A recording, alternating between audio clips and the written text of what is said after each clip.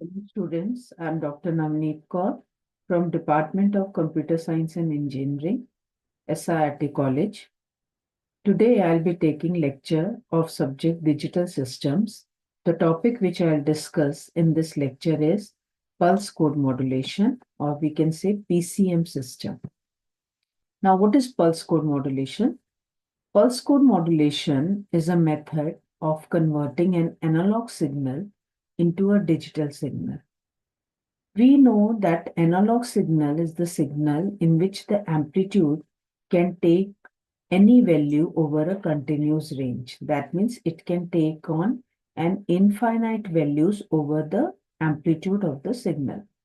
Whereas the digital signal amplitude can take on finite values. So, using pulse code modulation, we can convert an analog signal into a digital signal. The analog signal can be converted into digital signal by sampling and quantizing. Now, first thing, what is sampling? Sampling means that we take samples of the analog signal after a fixed interval of time. That means the time interval between every two samples is fixed. Now, to understand quantization, we will see in detail. Now, what is quantization? Say this is my analog signal for which I have to take the samples and I want to convert this signal into a digital signal. For quantization, I will divide these signals into steps. Now, always remember that the number of steps should always be 2 raised to power n. That means the number of steps can be 2 raised to power 2, that means 4. The number of steps can be 2 raised to power 3, that means 8. It can be 2 raised to power 4, that is 16, 32, and so on. So always remember that the number of steps are always 2 raised to power n. Now here I have taken an example in which I have taken the number of steps as 8.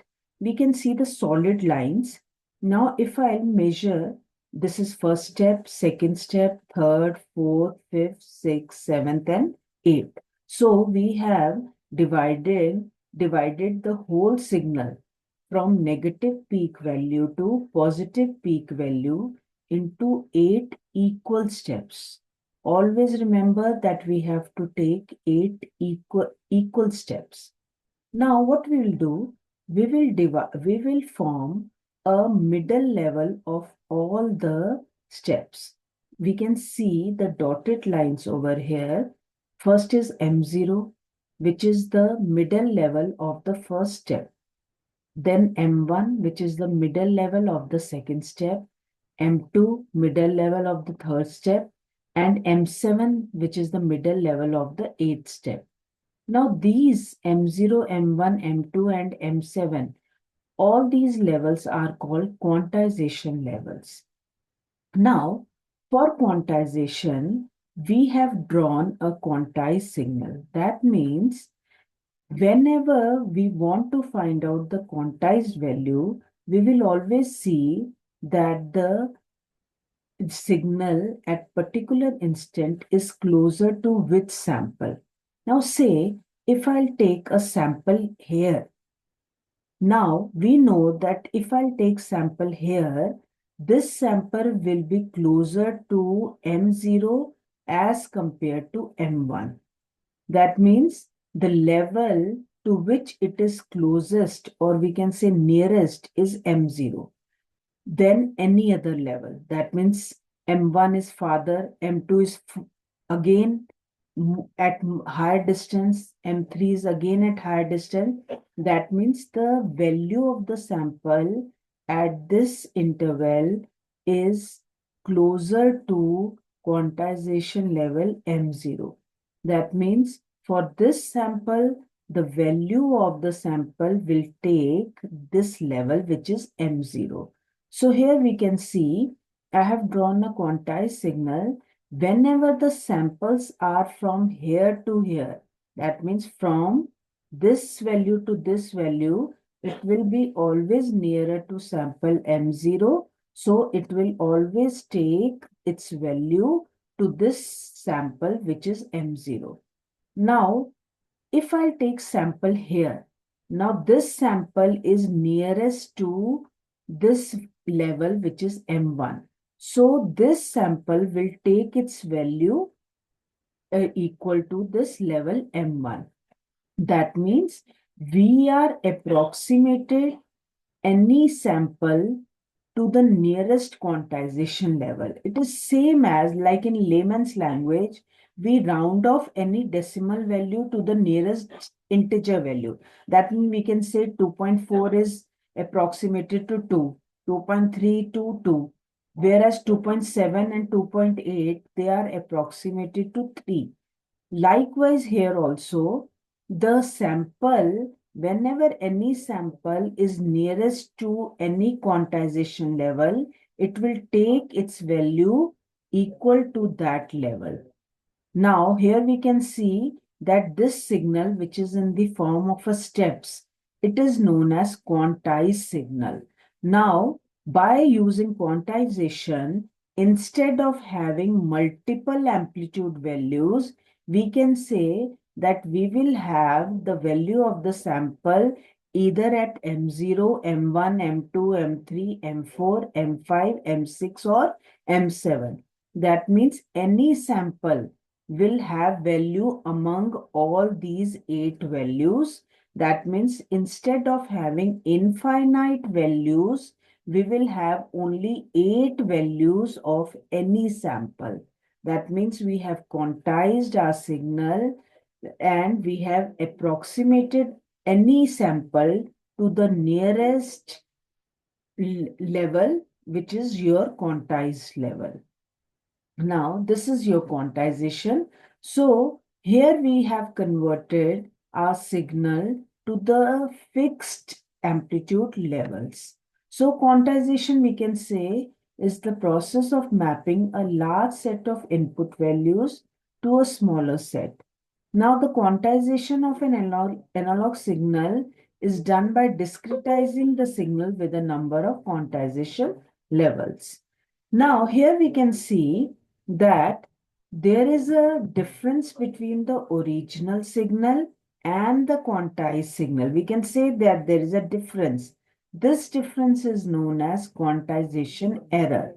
That means the difference between original signal, which is MT, and quantized signal, which is MQT, is known as quantization error. So here we can reduce the quantization error by taking more number of the steps. Like we can take 16 steps, we can take 32 steps, and we can reduce the quantization error. Now, as I told you that we divide the signal into steps, and the step of the height of each step is given by VH minus VL divided by M. VH is the maximum amplitude of the signal, VL is the minimum amplitude of the signal, and capital M is the number of the steps. In the example which I had discussed, the number of steps were 8. So the quantization step height S will be highest value minus lowest value divided by 8. Now here we can see this is highest value VH, this is minimum value VL. VH minus VL divided by 8 will give you the height of each step. Now, we already know what is sampling and what is quantization. Now we can come to pulse code modulation. So, in pulse code modulation, the amplitude of the analog signal is sampled regularly at uniform interval, and each sample is quantized to the nearest value. In pulse code modulation, a message signal is represented by a sequence of coded pulses, which is done by representing the signal in discrete form in both time and amplitude. This is the block diagram of the pulse code modulation. Here we have message signal in the form of an analog signal. First, we give it to sampler. Sampler takes the samples of the signal at fixed interval of time. Say first sample is at 4.7 volt, second sample is 2.14 volt, and third sample is 2.9 volt, and so on. Now, what does the quantizer do? The quantizer rounds off these sample values to the nearest integer value. That means 4.7 is rounded off to 5, 2.1 is rounded off to 2, and 2.9 is to 3. So here, this is your quantized signal. Now, this quantized signal is given to an encoder. Encoder converts these quantized values to 1 and 0. We know that 5 is represented by 101 in binary. So I will draw 1 as positive pulse, 0 as 0 level, and again 1 as positive pulse. So this is 101, which is your 5. Then again we have 2. 2 is represented in the binary form as 0, 1, 0. So 0 is 0 level, 1 is pulse, 0 level is 0. And 3 is represented as 0, 1, 1. So 0 is the 0 level, 1 is pulse, then again 1 is pulse. So this is your binary signal. Now we can see that here we have converted our analog signal into binary signal, which is your digital signal. Now, this is your PCM transmitter.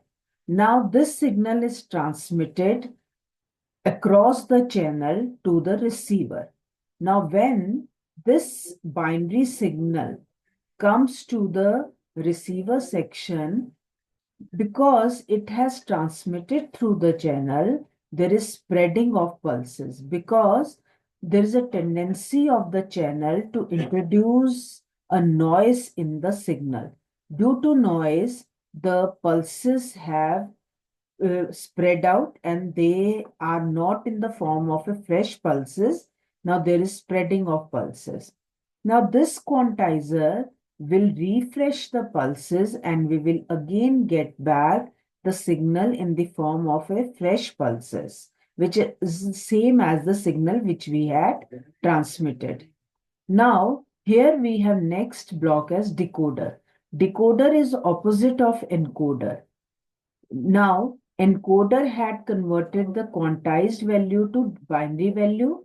Decoder will convert binary value to quantized value. So 101 will be represented as 5 value, 010 as 2 sample, and 011 as sample of height 3. Now this will be given to holding circuit. Holding circuit is actually consist of resistor and capacitor. And after passing through the resistor and capacitor, the signal will form a continuous signal. That means the capacitor will charge to 5 level, then it will discharge to 2 level. Then again it will charge, then it will discharge, then it will go back to 3rd level. We will get a continuous waveform, and this signal is given to low pass filter. Low pass filter will remove any noise effect. So instead of having here steps, we will get a smooth waveform which is same as the signal which we had taken in the form of a message signal and had transmitted. So whatever we had transmitted, we will get at the receiver. And this whole section will be known as PCM receiver. So here we have seen that analog signal is converted to digital signal. It is transmitted and then again it is converted into analog signal. This is known as PCM system. Now here we have seen that this is the signal. These are the samples which we had obtained after sampling. Now these samples are quantized to nearest levels, which are shown in the form of a dotted line. Now first sample is coded as 100. Second sample is coded as 111. Third sample is coded as 110. And fourth, this sample is coded as 001. So this is how your analog signal is converted into binary signal using pulse code modulation. Now, what are the functions of pulse code modulation? Pulse code modulation is used in many applications like telephone systems, digital audio recording, CD laser disc, voicemail, digital video. It is the commonly used technique in digital communication, and they are the primary building block for advanced communication system. Now, this is all for today's lecture. Thank you.